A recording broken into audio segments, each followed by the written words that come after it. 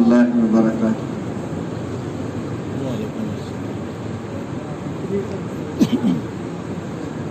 یہ جو ساتھی چل پھر رہے ہیں، یہ ساتھی تشریف رکھے ہوئے، اگر آگے جگہ خالی ہو تو ساتھی آگے تشریف لیں، لیکن کندھوں پر نہ پھیلا کے آئیں۔ اللہ جزائے خیر عطا فرمائے۔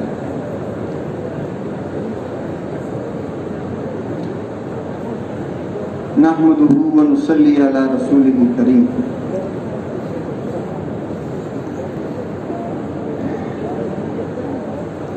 میرے محترم بھائی اور بزرگوں،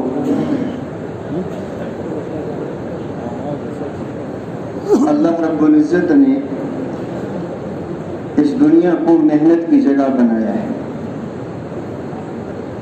یہ دنیا جو ہے یہ محنت کی جگہ ہے، اور ہم دیکھتے ہیں کہ دنیا میں ہر آدمی کسی نہ کسی محنت میں لگا ہوا ہے۔ کوئی تجارت میں ہے تو کوئی زمینداری میں ہے تو کوئی کارخانے میں ہے، کوئی حکومت کے کسی شعبے میں ہے، کسی نہ کسی محنت میں لگا ہوا ہے۔ میرے دوستوں اور بھائیوں،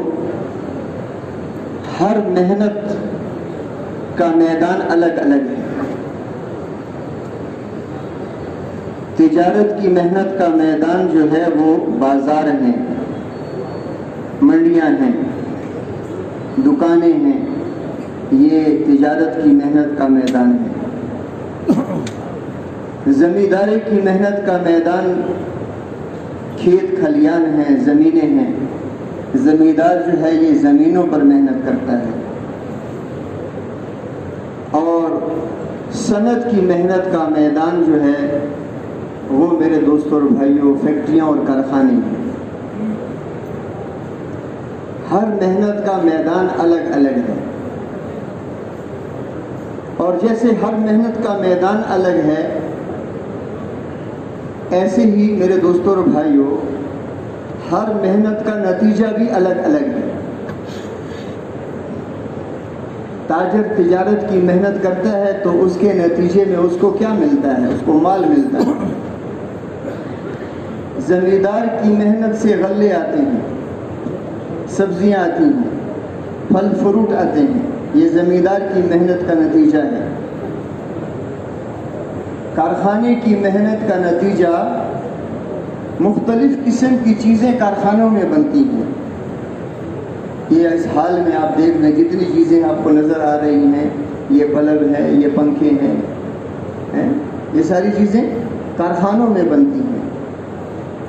تو میرے دوستوں اور بھائیوں، ہر محنت کا میدان الگ اور ہر محنت کا نتیجہ بھی الگ ہے۔ ایک محنت انبیاء علیہ السلام دنیا میں لے کر آئے، انہوں نے بھی محنت کی، لیکن نبیوں کی محنت کا میدان نہ دکانیں، نہ زمینیں، نہ کارخانے۔ وہ دنیا کی ان محنتوں کو سکھانے کے لیے نہیں آئے، اور نہ ہی ان چیزوں پر محنت کی ہے، بلکہ انبیاء علیہ السلام کی محنت کا میدان وہ میرے دوستوں اور بھائیوں براہ راست انسان ہوتے تھے۔ وہ انسانوں پر محنت کرتے تھے، اور انسانوں میں بھی پھر انسانوں کے قلوب پر محنت کرتے تھے۔ نبیوں کی محنت کا میدان انسانوں کے دل ہوتے تھے۔ تو جیسے میرے دوستوں اور بھائیوں ہر محنت کا میدان الگ اور اس کا نتیجہ بھی الگ ہے، تو نبیوں کی محنت کا نتیجہ کیا ہوتا تھا؟ انبیاء علیہ السلام جب انسانوں کے دلوں پر محنت کرتے تھے تو اللہ جل شانہ انسانوں کے دلوں میں ہدایت کے نور کو اتار دیتے تھے۔ یہ نبیوں کی محنت کا نتیجہ ہے کہ نبیوں کی محنت کا نتیجہ کیا ہے؟ ہدایت۔ انسانوں کو ہدایت مل جائے۔ ہدایت کیا چیز ہے؟ تو علماء فرماتے ہیں کہ ہدایت وہ نور ہے، یہ وہ روشنی ہے کہ جس طرح سورج کی روشنی میں چیزوں کی پہچان ہوتی ہے. سورج کی روشنی میں، بلب کی روشنی میں کس چیز کی پہچان ہوتی ہے؟ چیزوں کی پہچان ہوتی ہے. یہ کاغذ ہے یا نوٹ ہے، یہ سانپ ہے یا رسی ہے، یہ سونے کی اینٹ پڑی ہے یا مٹی کی اینٹ پڑی ہے، دوست آ رہا ہے یا دشمن آ رہا ہے. روشنی میں چیزوں کی پہچان ہوتی ہے. ایسی میرے دوستوں اور بھائیوں، جب دلوں میں ہدایت کا نور آ جاتا ہے تو پھر انسان اپنے خالق اور مالک کو پہچانتا ہے، پھر رب کی پہچان آ جاتی ہے. دنیا اس کو چھوٹی نظر آتی ہے، دنیا کی محبت اس کے دل سے نکل جاتی ہے، دنیا سے دل اچاٹ ہو جاتا ہے. اعمال میں کامیابی دکھائی دیتی ہے، مال میں کامیابی دکھائی نہیں دیتی. جب دل میں ہدایت کا نور آئے گا تو کیا ہوگا؟ یہ انسان پھر اپنے خالق اور مالک کو پہچان لے گا. اور ہدایت میں یہ بھی شامل ہے میرے دوستوں کہ انسانوں کے جو دلوں کے یقین ہیں یہ صحیح ہو جائے. کیا ہو جائے؟ جہاں سے ہوتا ہوا دکھائی دے رہا ہے، جہاں سے عزت دکھائی دے رہی ہے، جہاں سے کامیابی دکھائی دے رہی ہے، جہاں سے نفع دکھائی دے رہا ہے، جہاں سے ہوتا ہوا دکھائی دے رہا ہے، وہاں سے نہیں ہوتا. کہاں سے ہوتا ہے؟ اللہ سے. دکاندار کو نفع، کامیابی، عزت سب کچھ کہاں دکھائی دیتا ہے؟ اپنی دکان میں. زمیندار کو اپنا غلہ کہاں سے دکھائی دیتا ہے؟ زمین کے اندر. حالانکہ میرے دوستوں اور بھائیوں، اللہ رب العزت فرماتے ہیں کہ رزق تو آسمانوں میں ہے. رزق کہاں پہ ہے جی؟ رزق اللہ آسمانوں سے اتارتے ہیں. ظاہر ہوتا ہے دکان سے، کسی کو زمین سے، کسی کو کارخانے سے، کسی کو کہاں سے، کسی کو کہاں سے. اور آتا کہاں سے ہے؟ آسمانوں سے.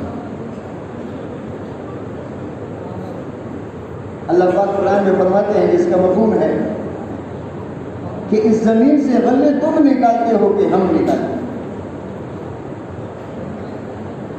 زمیندار کیا کرتا ہے؟ زمیندار تو بیج کو زمین پہ پھینک دیتا ہے. اور میرے دوستوں اور بھائیوں، اب اس زمین سے، ایک ننھی سی کوپل، اتنی سخت زمین سے، آپ نے دیکھا ہے پہاڑی زمین، وہاں سے بھی مکئی نکل رہی ہے، سبزیاں نکل رہی ہیں، سخت زمین سے درخت پیدا ہو رہے ہیں. تو اللہ فرماتے ہیں کہ یہ زمین سے غلے تم نکالتے ہو یا ہم نکالتے؟ تو ہم نکالتے ہیں.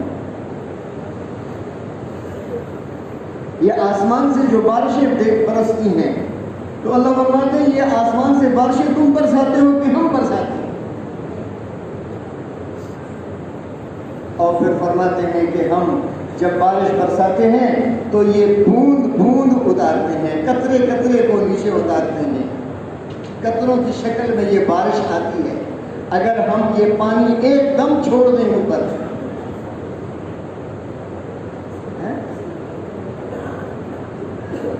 تو میرے دوستوں اور بھائیوں انسان ہلاک ہو جائیں گے، چھتیں ٹوٹ جائیں گی. تو میرے دوستوں اور بھائیوں اللہ پاک اپنا تعارف کراتے ہیں. جب دل میں ہدایت کا نور اتر جائے گا تو پھر سب کچھ اللہ سے ہوتا ہوا دکھائی دے. کسی سے کچھ نہیں ہوتا. کس سے ہوتا ہے؟ اللہ سے ہوتا ہے. اور اللہ رب العزت جو چاہتے ہیں اپنے قدرت سے کرتے ہیں، اور کرنے میں اللہ کسی کے محتاج نہیں۔ عزت کے نقشے میں اللہ ذلیل کر کے دکھا دے، ذلت کے نقشے میں اللہ عزت دے کے دکھا دے۔ جس کو اللہ چاہتے ہیں ملک دیتے ہیں۔ اللہ کیا فرماتے ہیں قرآن میں کہ میں جس کو چاہتا ہوں ملک دے دیتا ہوں، اور جس سے چاہتا ہوں ملک کو چھین لیتا ہوں۔ یہ ملک کا دینا اور ملک کا لے لینا، مال کا دینا، مال کا لے لینا، میرے دوستوں اور بھائیوں کس کے ہاتھ میں ہے؟ یہ اللہ کے ہاتھ میں۔ اور پھر کیا فرمایا؟ جس کو چاہتا ہوں عزت دیتا ہوں، جس کو چاہتا ہوں ذلت دیتا ہوں۔ عزت بھی اللہ کے ہاتھ میں، ذلت بھی اللہ کے ہاتھ میں۔ عزت کے نقشے میں ذلیل کر دے۔ نمرود کے پاس عزت کا نقشہ تھا، ساری دنیا کا بادشاہ ہے۔ اللہ رب العزت نے میرے دوستوں اور بھائیوں اس عزت کے نقشے میں، بادشاہت کے نقشے میں تخت سے نہیں اتارا، نہ تخت چھینا، اسی تخت پہ اللہ پاک نے ذلیل کر کے دکھا دیا۔ کیونکہ دکھایا کہ نہیں دکھایا؟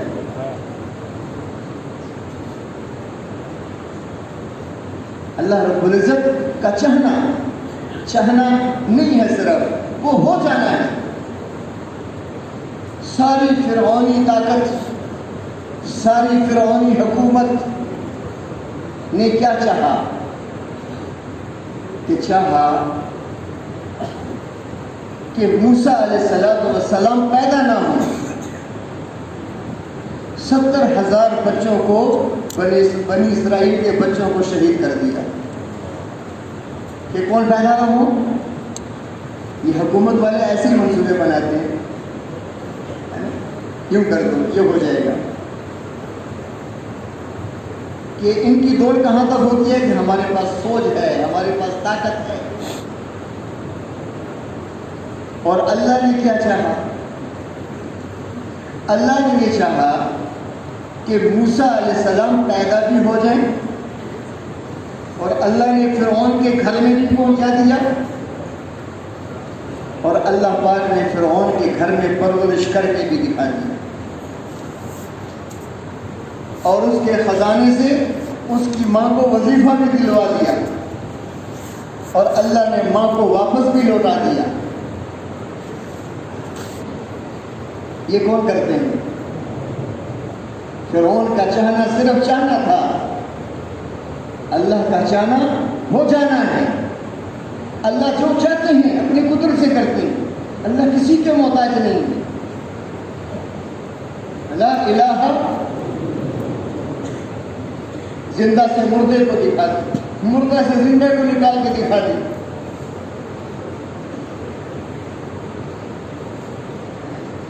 اللہ پاک مرنے کے بعد ہم سب جتنے بیٹھے ہیں سب کو اللہ پھر اٹھائیں گے۔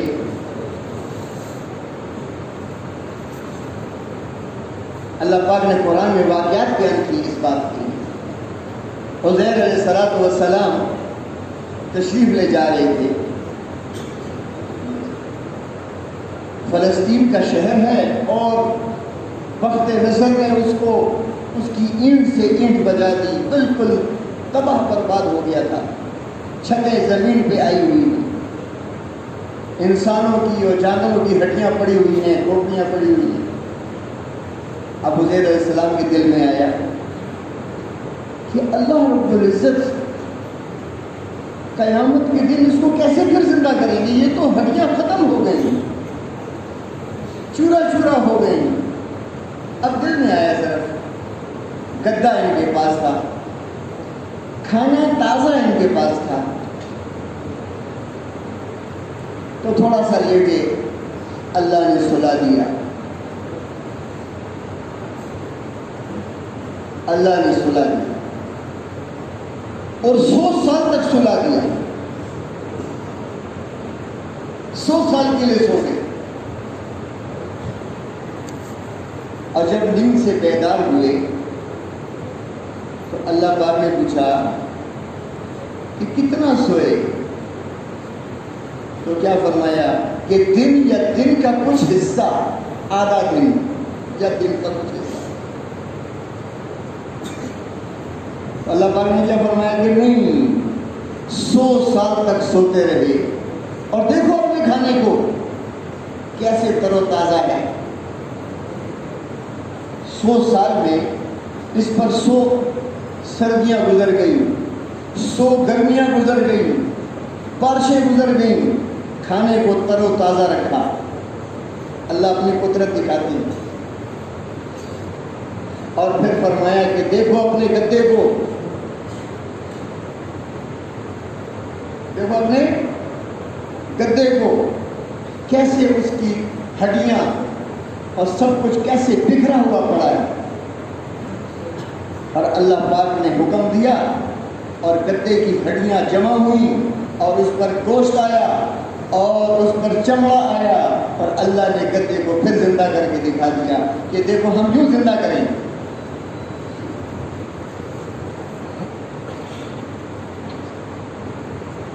اللہ پاک نے اپنی قدرت دکھائی۔ تو میرے دوستوں اور بھائیوں، انبیاء علیہ السلام کی پہلی محنت وہ کیا تھی کہ دلوں کے یقین صحیح ہو جائیں۔ جہاں سے ہوتا ہوا دکھائی دے رہا ہے، یہاں سے نہیں ہو رہا، جہاں سے پلنا دکھائی دے رہا ہے، یہاں سے نہیں پل رہے۔ پالنے والی ذات کس کی ہے؟ اللہ پاک۔ وہ مچھلی کے پیٹ میں یونس علیہ السلام کو میرے دوستوں اور بھائیوں زندہ کر کے دکھا دی، زندہ رکھ کے دکھا دی، پھر باہر نکال کے دکھا دی۔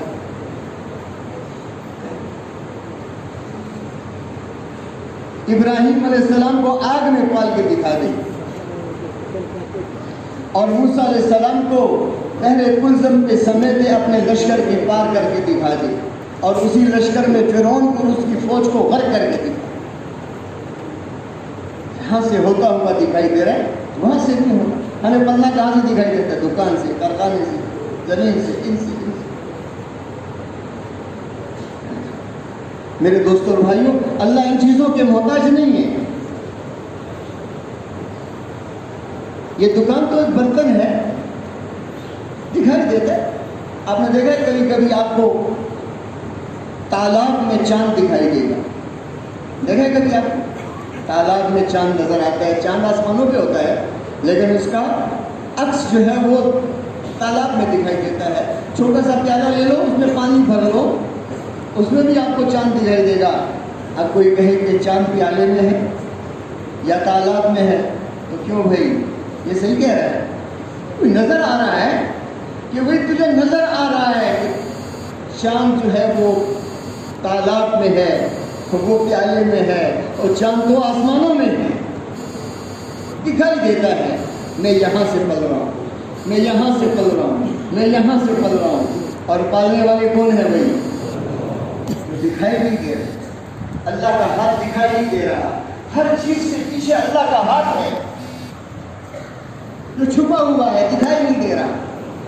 کرنے والی ذات کون سی ہے؟ اللہ۔ جس کو چاہتا ہے بیٹے دیتا ہے، اللہ فرماتا ہے قرآن میں، جس کو چاہتا ہوں بیٹے دیتا ہوں، جس کو چاہتا ہوں بیٹیاں ہی بیٹی، اور جس کو چاہتا ہوں دونوں دے دیتا ہوں، بیٹے بھی بیٹیاں بھی۔ اور جس کو آدم علیہ السلام کی بائیں پسلی سے پیدا کر دیا، پسلی سے پیدا کیا، اللہ اپنی قدرت دکھاتا ہے۔ عیسیٰ علیہ السلام کو بغیر باپ کے پیدا کر دیا۔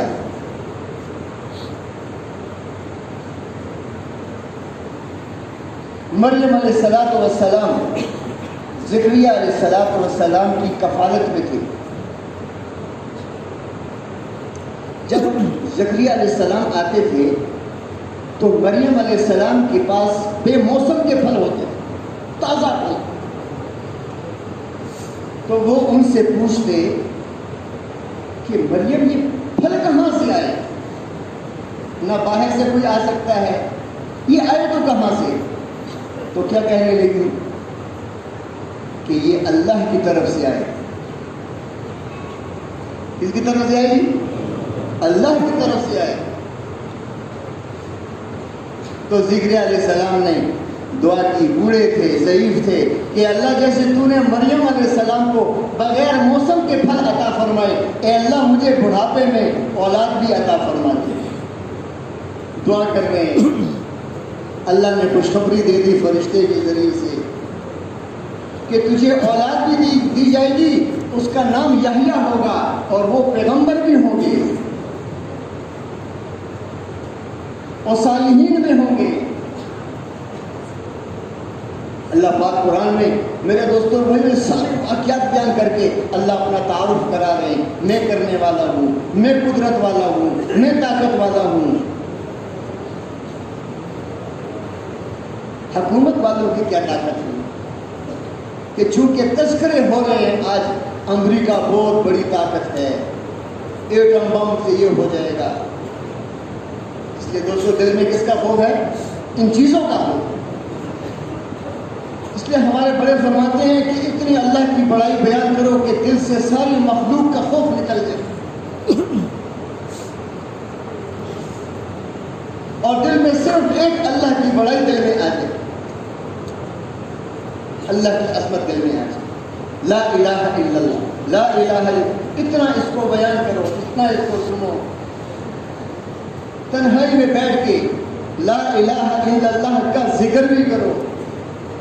کہ صحابہ نے پوچھا ہے نا جی، حضور سے فرمایا کہ ایمان کی تجدید کرو، کہ اللہ کے رسول فرمایا کہ لا الہ الا اللہ کثرت سے پڑھو، کہ ایمان بھی پرانا ہو جاتا ہے جیسے کپڑا پرانا ہو جاتا ہے۔ اب اس کو تازہ کرنے کا کیا طریقہ ہے کہ لا الہ۔ اور انبیاء علیہ السلام کی محنت، حضور کو جب نبوت ملی تو پہلا حکم ہی یہی ملا، یا ایھا المدثر، سورہ مدثر کی جو پہلی آیت ہے کہ ایک کمبل اوڑھنے والے اٹھ جائیے اور لوگوں کو میری بڑائی بیان کر کیجیے اور مجھ سے ڈرائیے۔ جو لوگ بیت اللہ میں 360 بت رکھے ہوئے تھے، بیٹیوں کو زندہ دفن کرتے تھے، میرے دوستوں اور بھائیوں، اللہ کے نبی کو کون سا ہتھیار دیا، کون سی محنت دی؟ ایک کلمے کی دعوت۔ یہ دعوت اتنی بڑی محنت ہے کہ میرے دوستوں اور بھائیوں، اللہ نے ان لوگوں کو کہ جن پر کوئی حکومت کرنا نہیں چاہتا تھا، اللہ نے ایسے لوگ پیدا کیے، اللہ کہ یہ دعوت زندگی بدل دیتی ہے۔ اس دعوت سے دین آتا ہے، اس سے ایمان آتا ہے، اس سے دین کی ساری شاخیں زندہ ہوتی ہیں۔ کہ اللہ نے میرے دوستوں انہی مکے کے لوگوں میں حضرت عمر فاروق رضی اللہ تعالیٰ عنہ جیسے بہادر پیدا کیا، جیسے صحابہ پیدا کیا۔ حضرت عمر رضی اللہ تعالیٰ عنہ فرماتے ہیں کہ میں اپنی خالہ کے اونٹ چرایا کرتا تھا، اور خالہ مجھے کہتی جب میں رات کو آتا تو وہ اونٹ بھوکے پیاسے آتے ہیں، تو وہ مجھے کہتی کہ عمر تیرا کیا بنے گا، تجھے تو اونٹ چرانے نہیں آتے۔ فرمایا کہ جس دن مجھے ایک مٹھی بھر کشمش مل جاتی تھی، وہ دن میرا بڑا اچھا دن ہوتا تھا کہ میں نے آج بہت کمایا، میں نے بہت کما لی۔ حضرت عمر رضی اللہ تعالیٰ عنہ کو اللہ نے کہاں سے کہ جو اونٹ چرانا نہیں جانتے تھے، اللہ رب العزت نے 22 لاکھ مربع میل پر ان کو حکومت عطا فرمائی کہ نہیں فرمائی۔ دریائے نیل کو خط لکھ رہے ہیں۔ مصر کے گورنر تھے عمر بن العاص رضی اللہ تعالیٰ عنہ، ان کے دور حکومت میں، ان کے دور خلافت میں ان کو مصر کا گورنر بنایا۔ تو جب دریائے نیل خشک ہو جاتا تو مصر والوں کی ترتیب یہ تھی کہ وہ ایک خوبصورت لڑکی کو دلہن بناتے تھے اور دلہن بنا کے ان کو دریا برد کر دیتے تھے. دریا چل پڑتا تھا. چلانے والا کون ہے؟ وہ تو اللہ ہے. لیکن ان کی یہ عادت چلی آ رہی تھی. عمر بن العاص رضی اللہ تعالیٰ عنہ کو جب پتہ چلا تو انہوں نے فرمایا کہ یہ تو ظلم ہے. انہوں نے خط لکھا, کاسٹ بھجوا دیا عمر فاروق رضی اللہ تعالیٰ عنہ کو. حضرت عمر فاروق رضی اللہ تعالیٰ عنہ نے 2 خط لکھے. ایک عمر بن العاص گورنر کو لکھا رضی اللہ تعالیٰ عنہ کو, اور ایک دریا کو لکھا. یہ کون لکھ رہا ہے؟ جس کو اونٹ چرانے نہیں آتی تھی. یہ دعوت کی محنت, ہم کہتے ہیں یہ کیا محنت ہے؟ کہ یہ وہ محنت ہے جس سے اللہ نے بتوں کو پوجنے والوں کو اللہ نے کہاں سے کہاں پہنچا دیا. گورنر کو لکھا کہ اس خط کو دریا میں پھینک دو, اور دوسرے خط میں دریا کو لکھا کہ اے دریا, اگر تو اپنی مرضی سے چلتا ہے تو ہمیں تیری کوئی ضرورت نہیں, اور اگر تو اللہ کی مرضی سے چلتا ہے اور اللہ کی مخلوق ہے تو پھر تو چل. تو فرمایا کہ جب انہوں نے وہ خط اٹھا کے جب دریا میں ڈالا تو دریا چل پڑا. ایسی طغیانی آئی کہ 80 ہاتھ تک وہ پانی پہنچ گیا, اور آج تک دریا نہیں چل رہا ہے اور اس میں کمی نہیں آئی. یہ کون سی محنت؟ یہ دعوت کی محنت کہ جس کی برکت سے اللہ پاک نے صحابہ کرام کو کہاں سے کہاں پہنچا دیا. سعد بن معاذ رضی اللہ تعالیٰ عنہ, یہ صرف 5 سال ان کو حضور کی صحبت ملی ہے. 5 سال. یہ ہمارا شب جمعہ, یہ ہمارا اجتماع, یہ ہمارے جتنے یہ ایک ماحول ہے, یہ ایک صحبت ہے, یہاں ایک بات ہوتی ہے, یہ ایک محنت کی بات کی جاتی ہے. یہ صرف بیان کی جگہ نہیں ہے, بلکہ ایک محنت سمجھائی جا رہی ہے کہ نبیوں کو اللہ نے کیا محنت دے کر بھیجا اور ان کی محنت سے کیا انقلاب آیا. 5 سال گزارے. سعد بن معاذ رضی اللہ تعالیٰ فرمایا کہ جس دن ان کا وصال ہوا, انتقال ہوا, تو اتنے فرشتے جنازے میں آئے ہیں کہ اللہ کے نبی پاؤں کے بل چل رہے تھے, پنجوں کے بل چل رہے تھے. کسی نے کہا کہ یا رسول اللہ صلی اللہ علیہ وسلم کہ آپ پنجوں کے بل چل رہے ہیں؟ فرمایا اتنے فرشتے آئے ہیں ان کے جنازے میں شریک ہونے کے لیے کہ پاؤں رکھنے کی جگہ کہ ان کے مرنے پر اللہ کا عرش ہل گیا. حضور روئے ہیں حضرت سعد بن معاذ کے مرنے پر. حضور پاک علیہ السلام, حضرت عائشہ فرماتی ہیں کہ میں پہچان سکتی تھی کہ یہ حضور کی آواز ہے اور یہ میرے ابا کی, ابو بکر صدیق کی آواز ہے, یہ فلاں کی آواز ہے. تو میرے دوستوں اور بھائیوں, ایک محنت کی بات ہو رہی ہے کہ اللہ کے نبی نے جو محنت کی اور سارے نبیوں نے جو محنت کی, وہ کیا محنت تھی؟ وہ انسان ساز محنت تھی, وہ انسانوں پر محنت تھی, وہ چیزوں پر محنت نہیں تھی. چیزوں پر محنت سے چیزیں قیمتی ہوتی ہیں اور انسانوں پر محنت سے انسان قیمتی ہوتی ہے. مٹی پر محنت کر لی تو بہت بڑی بلڈنگ بنا لی, بہت بڑا پلازا بنا لیا کہ مٹی پر محنت کی ہے. لکڑی پر محنت کی, بہت بڑا اعلیٰ فرنیچر 10 لاکھ کا بنا لیا کہ لکڑی قیمتی ہو گئی, اسے مٹی قیمتی کر دی آپ نے, چیزیں قیمتی ہو گئی.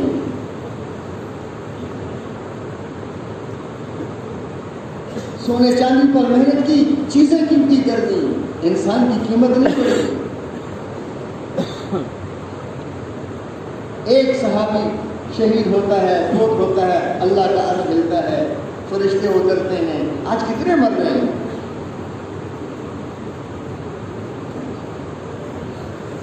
تو نبیوں کی محنت انسان ساز محنت تھی، انسانوں پر محنت تھی، انسان قیمتی ہو جائے، کیونکہ قبر میں یہ انسان جائے گا، قیامت کے دن انسانوں سے حساب ہوگا، حساب کتاب انسانوں کے لیے ہے، میزان انسانوں کے لیے ہے، پولیس رات پر سے بھیڑ بکریاں نہیں گزریں گی، پولیس رات پر سے انسان گزریں گے۔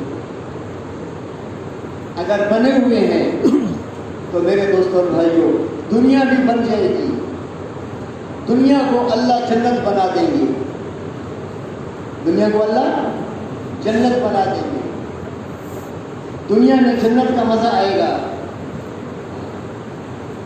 اور مرنے کے بعد پھر ہمیشہ ہمیشہ کی کامیابی، ہمیشہ ہمیشہ کی عزت ہے، ہمیشہ ہمیشہ کی سرخروئی ہے، ہمیشہ ہمیشہ کی راحت و خوشیاں ہیں۔